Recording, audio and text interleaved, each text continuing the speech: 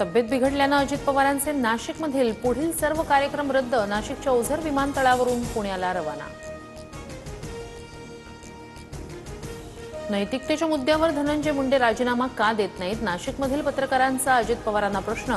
तर हा प्रश्न धनंजय मुंडेंनाच विचारा, अजित पवारांचं उत्तर. सरपंच देशमुखांच्या मारेकऱ्यांना शिक्षा झाली पाहिजे याच हेतूनं धस काम करतायत. मात्र राजकारणात संवाद खुंटता कामा नये. मुंडे धस यांच्या भेटीवर मुख्यमंत्री फडणवीसांची प्रतिक्रिया. भास्कर जाधवांचं व्हॉट्सअॅप प्रोफाईल आणि स्टेटस चर्चेत. मुरक्यास जिद्दी आणि धाडसी असेल तर माणसंच काय जनावरही विश्वास टाकतात. भास्कर जाधवांच्या या स्टेटसमुळे चर्चांना उधाण. निवडणुकीआधी तत्कालीन मुख्यमंत्री शिंदेंचा आम्ही सर्वांनी लाडक्या बहिणींचे जे फॉर्म येतात ते घेण्याचं ठरवलं होतं. मात्र श्रीमंत महिलांनीही अर्ज केल्याचं निवडणुकीनंतर समजलं. अजित पवारांची मोठी कबुली.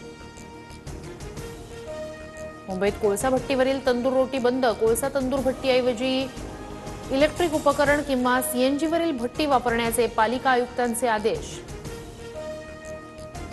मला मराठी येत नाही, तुम्ही माझी तक्रार करा. उल्हासनगरमध्ये आरपीएफ जवानाची मुजोरी तर मराठीला अभिजात भाषेचा दर्जा कधी मिळाला? मराठी आरपीएफ अधिकाऱ्याचा अजब सवाल.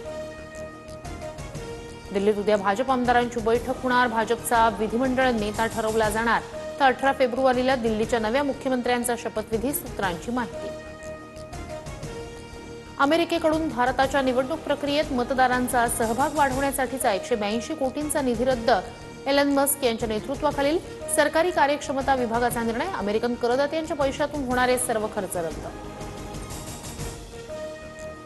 आयपीएलच्या आगामी हंगामासाठीचं वेळापत्रक जाहीर. 22 मार्चपासून रंगणार आयपीएलचा थरार. कोलकाता विरुद्ध बंगळुरूच्या सामन्यानं हंगामाला सुरुवात होणार.